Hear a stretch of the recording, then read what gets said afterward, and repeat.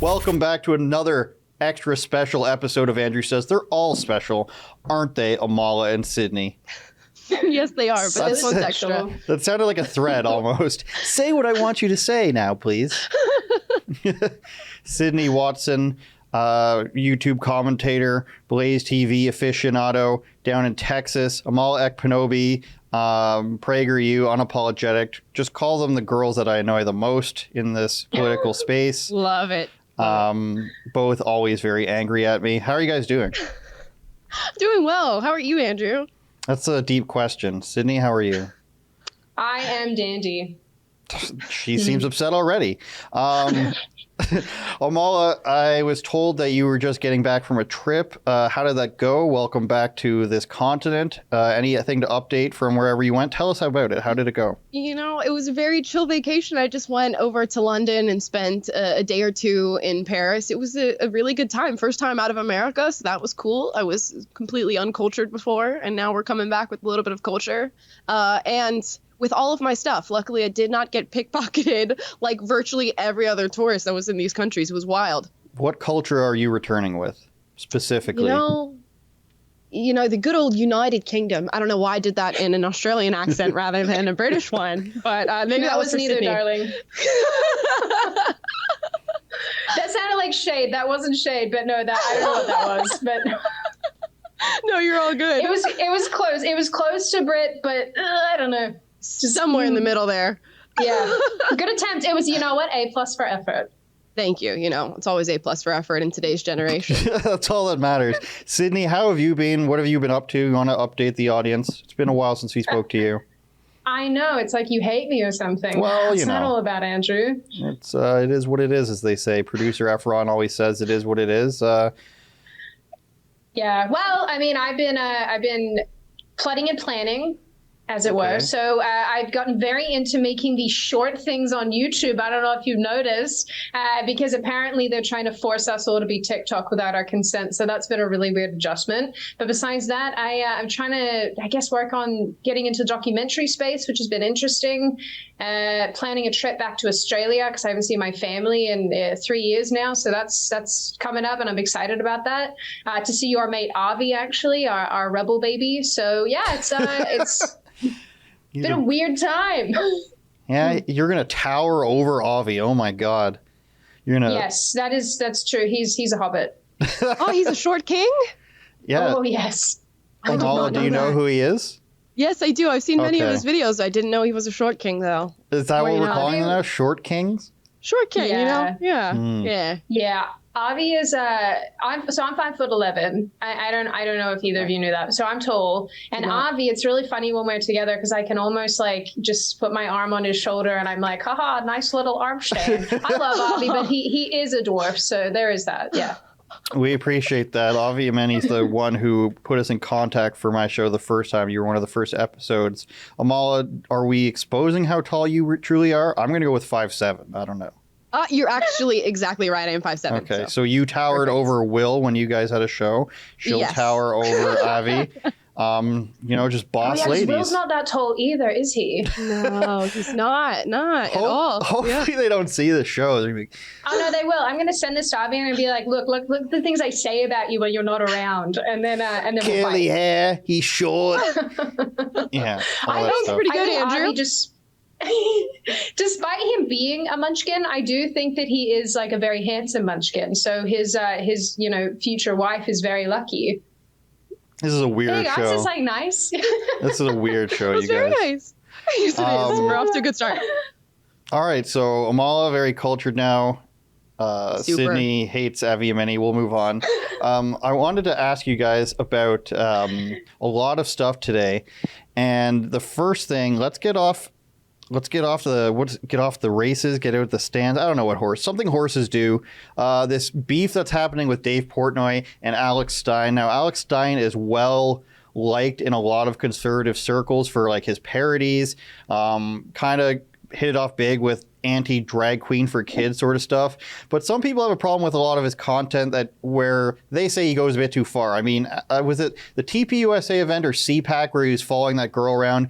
That rubbed a few people the wrong way. Hitting those people's signs in the Capitol recently is what Dave Portnoy showed. Let's show that video, Olivia, one of the ones I sent you. So Dave Portnoy, the president of Barstool Sports, I guess they posted some content of his, or one of his bloggers posted some Alex Stein content, and they pulled it down because they've got big sponsors, casinos and gambling websites, so they didn't want to promote him, I guess, for some reason. This is the video in question, though, that Dave Portnoy said that was the reason why he didn't like Alex Stein. Can we show this? You are a baby murderer, you know that. Whether you want to admit it or not, you guys murder babies. You're disgusting. Like, if you're playing cards, look at this. Look how pathetic these signs are. It's disgusting. I mean, look how disgusting. Look how disgusting this is. I want to murder babies? This is pathetic. You guys are losers. These are pathetic losers. These are baby murderers.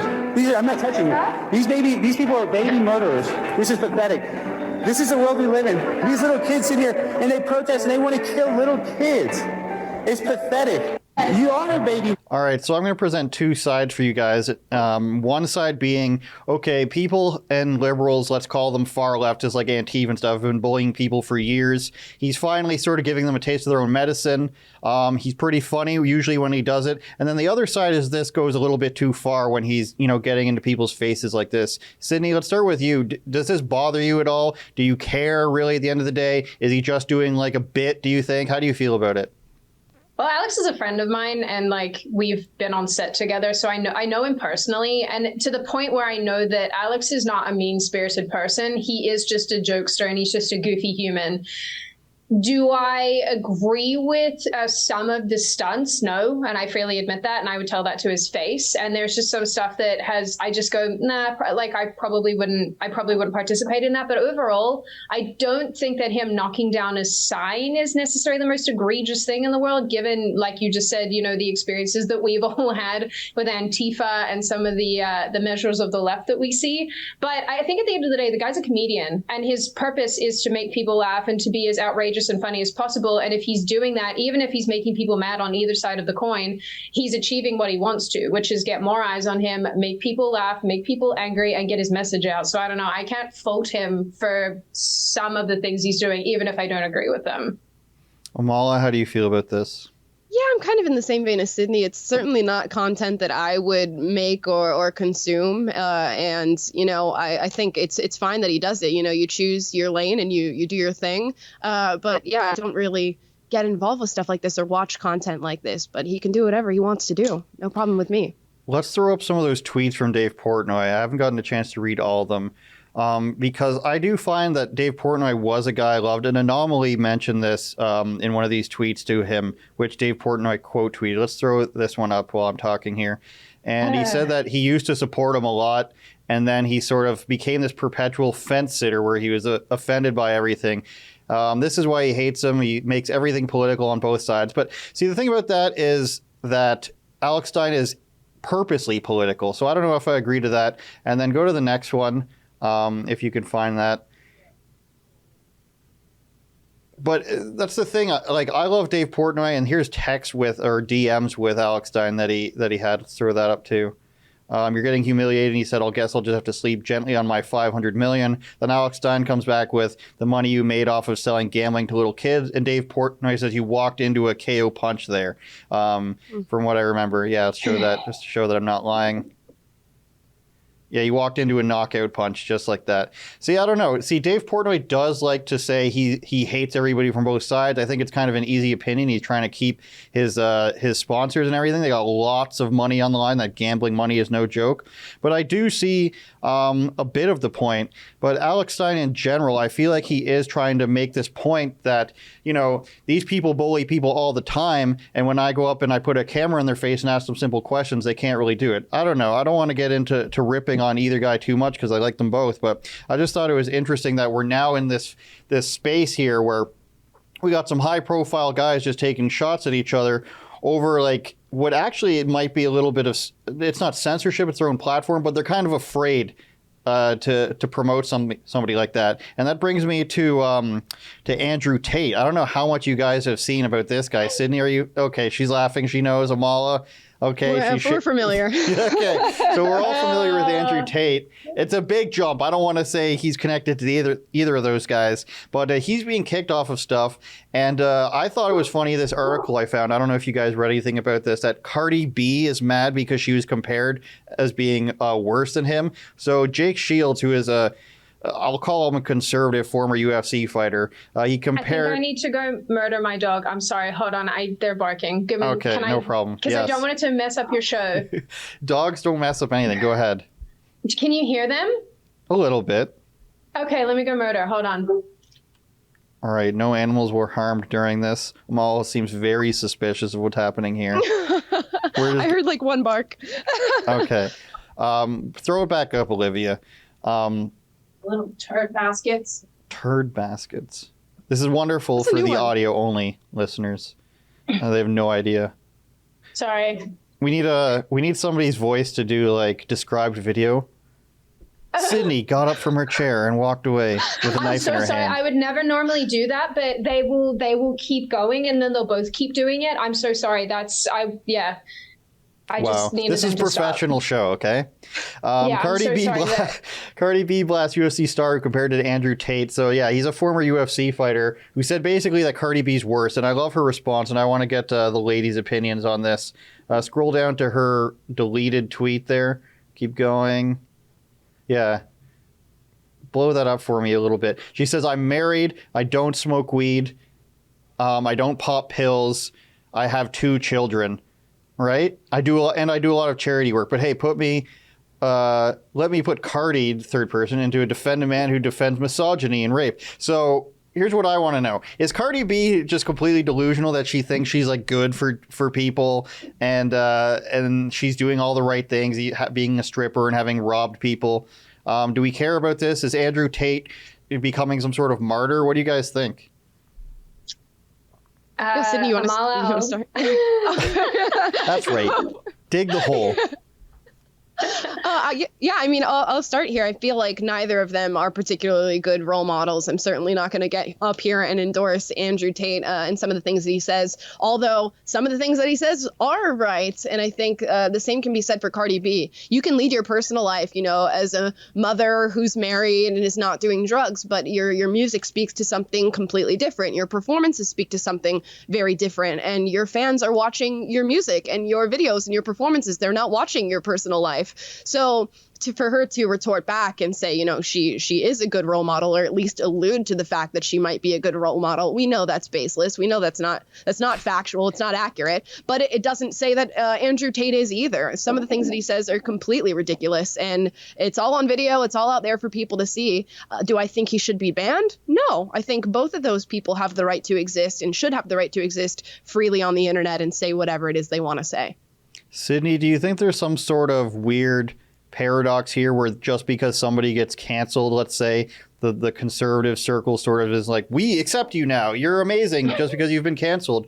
Do you think he is right? Are you a big Andrew Tate fan? Is he terrible? How do you feel about this? Well, I'll say this. It's too extreme. I feel like Amala and I probably agree on a lot of things here, but the only counter I'm going to make to that girl is like, a broken clock is right twice a day. Even a broken clock is right twice a day, with the Andrew Tate being right about some crap. But I overarchingly and overall agree with what you were saying as well. But I just wanted to make that point that, the guy has, listen, I'm no fan of Andrew Tate. And I think that it is really bizarre how some of the right wing picks their role models, because at the end of the day, I don't know how trad or as I don't even know the right words. I'm trying to be careful here because I just am so sick of certain parts of the internet losing their minds whenever you criticize their ideologues. I suppose my general takeaway is like, the guy has done some really messed up things. He's participated in a culture that I think the majority of the right wing reject. And yet because he got banned off of, social media platforms, now suddenly he's the person that we're all trying to emulate. I mean, the guy has webcam girls that, he puts on the internet. He's a webcam website, as far as I understand. I didn't realize that was trad I didn't realize that was something that everybody was after. Like, excuse me for not knowing that this is like the new right wing thing that we all support. Yeah, the guy is a butthead, and I don't necessarily agree with censoring people, but also at the end of the day, I don't think he's the person that should be martyred and emulated by everybody on the right. I don't get it. I think the manosphere needs better people to look up to. And at the end of the day, this is not one of them that they should be looking up to at all. The manosphere. Right. Yeah, I mean, I just to add there, I completely agree with everything that Sydney just said, and not a fan of him virtually at all. And I think what's going to happen is because he's been censored now, people know the fame and the stardom that's going to bring you, and it's going to bring more just copycat Andrew Tates, and they're going to be worse, and they're going to be more salacious, and they're going to say things that are even worse than what he's saying just for the fame and the stardom that it brings him. So the more that you sort of censor and try to, sift out these people, the worse it's going to get. It's going to be something so to see. So true. They just feed into each other, and then it becomes this like, it's not good. I'm sorry for the extreme polarities of my question. I apologize for that. I sort of realized you're very good at nuance today, aren't you? This is what you're running with. I was going to suggest that one of you two has to do some like female Andrew Tate shorts or something like that. I think that's it's, as they say, a fire idea. I've got too much hair. Well, you're just a female one. Just whatever, how would that even go? I don't know. That would be like, men's are stupid. No, wait. Yes, it would be. It would, because he's a misogynist. Get it? I guess he's just like, what is the female version of that? I go to dinner and he doesn't pay. He doesn't pull out his credit card. He's going home and I'm not driving him and all this stuff. That would be the female Andrew Tate. We're gonna clip that. I'm clipping that this afternoon. There's a lot more where that came from.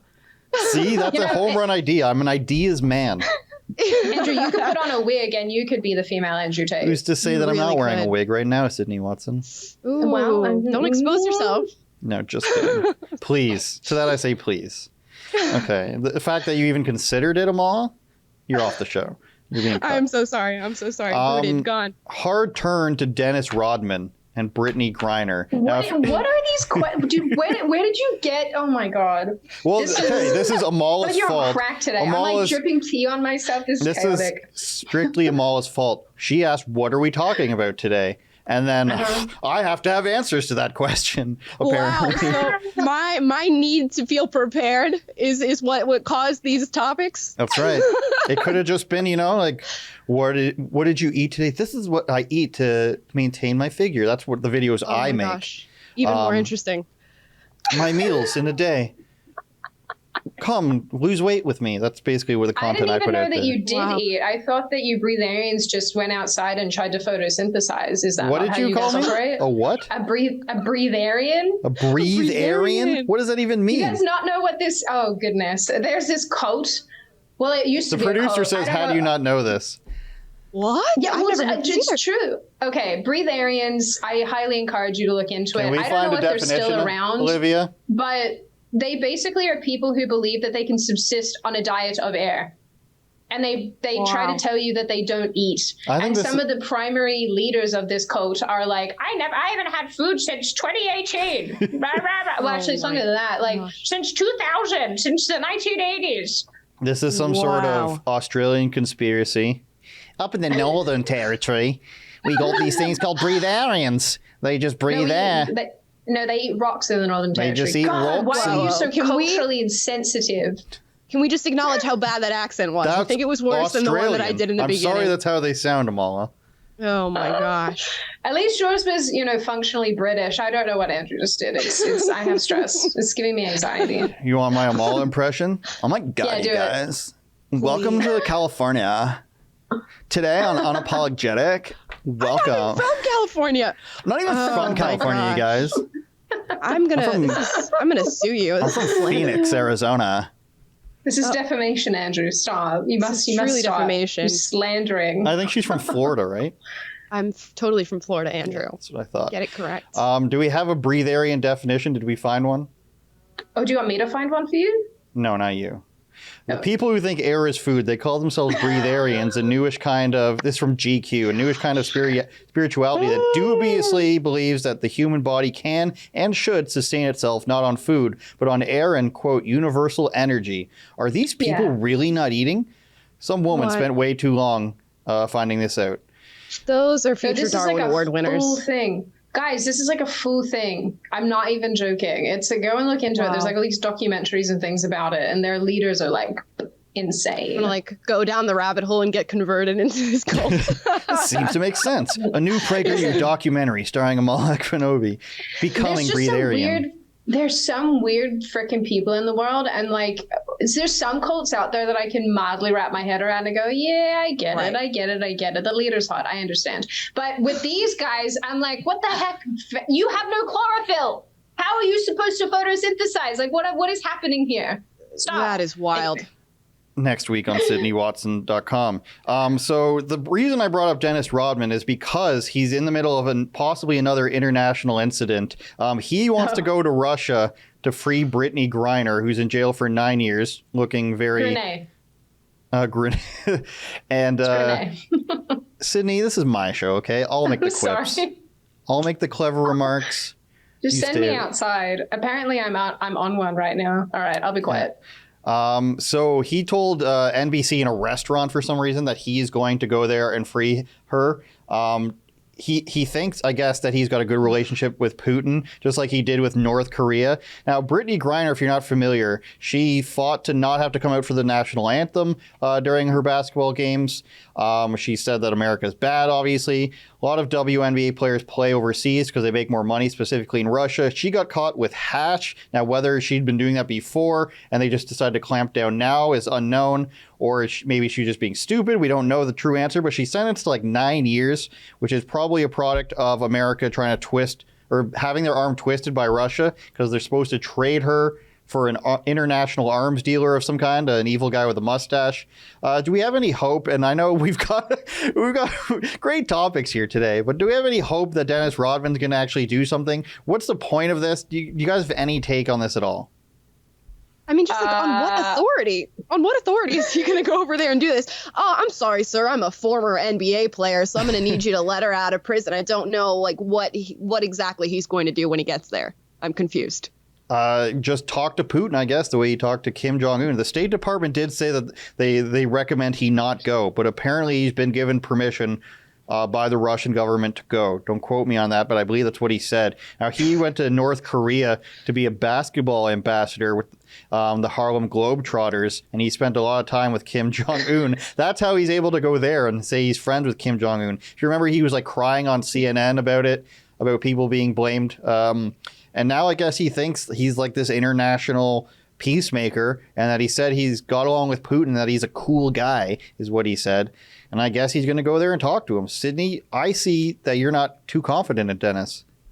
Well, okay, this is potentially because I'm not American or interested in sport. I didn't know he was a basketball person, so there's that. I just thought he was a man with some funny nose rings. So that's number both. one. Number two, why not two at once? Two things can be true at once. I am just so not invested in this story. I have to be honest, because at the end of the day, I kind of feel like it's a political chess match. Where Russia goes, hey, let's give this woman perhaps a sentence that's a little bit harsher than we would normally give, so that America turns around and goes, here, let us give you this very dangerous individual who does very dangerous things. Here, you have him back, and we'll get back our American hating basketballer. That sounds really good. Let's do that. So I'm not invested. Grenade is, listen, it sucks, but also the first thing that you do, all of us know this, when you travel, is you check your bags for everything. And there are countries where they will hang you for having what she has. So I don't know. I find it hard to have empathy and sympathy for people when I'm like, you kind of put yourself in this position. And people are like, she had a weed pen or whatever it is. It's like, it's still a controlled substance in a country. I would never try to come into America with frickin' whatever kind of drug in my bag. I just would never try to do that. That's insanity. She also said she could beat a member of the Golden State Warriors one-on-one, so there's that. What is that? What's a Golden State Warrior? It's a basketball team. She said she could beat a guy who's like the same size as her. She's really tall. I'll give her that. She's very tall. Yes, she's very, very tall. Almost as tall as you, I've read. But I digress. Yeah. This is a very sexist episode of Andrew Says. I apologize to all the listeners and viewers. But Amala, she says to me before the episode, she's like, Andrew, if you could really dial up the sexism, it'll make me look really good. So I've said, you know what? Just for you, I'm going to do that. Thank you. That's what counts. These are the things that matter. She's unapologetic with Amala Ekpunobi. I don't know why. I feel like I'm in a room with my sisters here getting yelled at.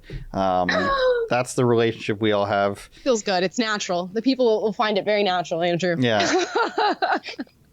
I don't know what to say.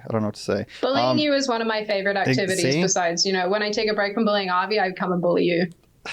But I got a few inches on Avi, so I don't know if it's going to be as easy, but guess we'll have to find out the hard way.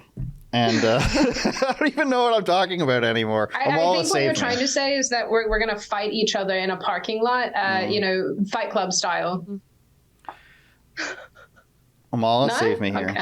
I will save you. I'll hop back on the Britney story really quick, and I'll say I actually do have some sympathy for her. I can't imagine she at all anticipated being in the situation that she's in Russia. And although I feel like she should maybe do some reading up on the laws of the country she's going into, I could see other people falling into mistakes like this, and we've seen other Americans do so in countries that have been far worse to them. I mean, we got an American who I believe went to Singapore and broke one of their minute rules there and ended up getting lashed in Singapore. We've got the American who went to North Korea and stole a poster off a wall and ended up dying after coming back to America due to how they treated him over there.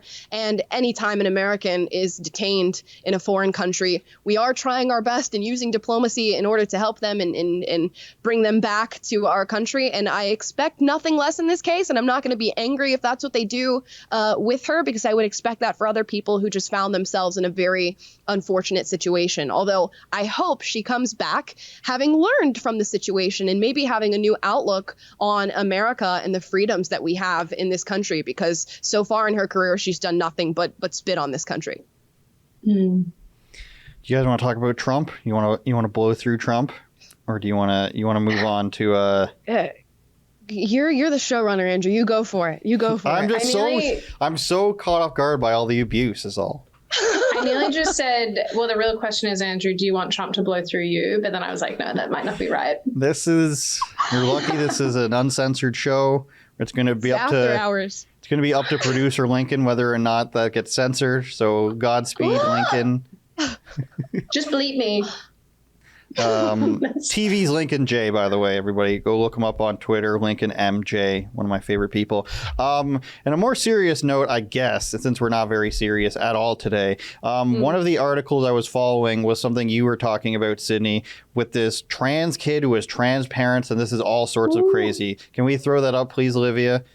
Olivia says, wait till you see the parents. I have not seen the parents yet. So world's youngest. That's a lot. World's youngest trans model has 2 trans parents and will have gender surgery at 16. I like how this is planned in advance. So she's 10 years old, or a boy, I'm not sure. And they plan to have surgery. Boy. Okay, a boy, then they plan to have surgery for him in 6 years. A 10-year-old child is making headlines as the world's youngest trans model. I didn't know that was a thing. To walk the runway at New York Fashion Week after representing the trans clothing company brand. It was only a matter of time, girls, before somebody was like, you know what, I'm going to go full bore into this trend and make a clothing line specifically for all. I was reading earlier that 1 in 5 Gen Z identify as LGBT, which is overall a 2.5% jump in the last couple of years, or 3.5% in the last couple of years, a big jump. So 20% of Gen Zers are identifying as LGBT. Let's see if we can, I want to see these parents you spoke of. Okay, the picture got deleted, apparently. That was in the article. I can literally send you I don't know if you can do this quickly, but I can send you the biological mother's Instagram. Yeah, send it to the email we sent you the link to. Let me get it for you. We won't all get on our phones at once. Amala, pick up your phone. Where is it? I'm so sorry. Right here. Oh. Okay. She's breaking things. Amala, don't punch things. Goodness gracious. It's my pent-up aggression. I'm so sorry. All right, Olivia, it's coming to be on my phone. Okay. Oops, that says format. Paste. Oh, goodness gracious. Right so before we get to that, Amala, how do you feel about, what's the idea here? We're planning transgender surgery 6 years in advance. There's so much to unpack here. We've got a child at a fashion show for, I assume, adults. It's the New York Fashion Week thing. and we're planning their surgery, and I can't wait to see these parents. Any early thoughts here before we see this? Yeah, I mean, I'd like to say it's unbelievable, but it's not unbelievable at all. We're just sort of building this culture that it emphasizes these things and endorses them and cheers them on, and it's really sad, particularly when we look at the outcomes of these children who are going through things like this, and research that nobody's talking about, that 70% of them change their minds. Although if you're going through this medical transition period at 16, are you going to have the time to change your mind, or have you already gone through that irreversible damage? And really, at this age, she's already gone through irreversible damage, being raised like this for so long, and it's all just contingent upon just lies and cognitive dissonance. And, this is the same group of people who say, gender norms and gender roles don't exist, but my son doesn't like to put on boys' clothes, so he must be a girl. So which one is it? Do they not exist, or do they clearly exist, and your boy who likes girl things needs to transition to a new gender? It's just unbelievably illogical, and frankly should be seen as child abuse, and I'm waiting for that to happen. Well, it's bleeding into everything, and I think a lot of it is unnecessary. During Pride Month, we had Taco Bell commercials with lesbians doing a seance and a trans guy trying on new clothes in his closet. That's a real commercial. And then we had there's something else I was thinking of that I forgot. Taco Bell just always gets me off topic. I think we have the photo of the parents. Like, let's see that. Hold up, wait, we're going off the rails here. There's some topics we can't talk about on these channels. Go to rebelnewsplus.com for the full show. You're going to get these two guests and all the things. I can't even name them on YouTube or on Rumble. That's how bad it is. Go to rebelnewsplus.com. You'll get all the extra segments for my shows. You'll also get the Ezra Levant show every single day and access to all the Rebel News documentaries like the Trucker documentary and Coots. And of course, the Great Reset will be on there soon. In full. See you guys next time. Thanks for watching another episode of Andrew Says. To get the full version of the show with bonus segments, go to rebelnewsplus.com and sign up now.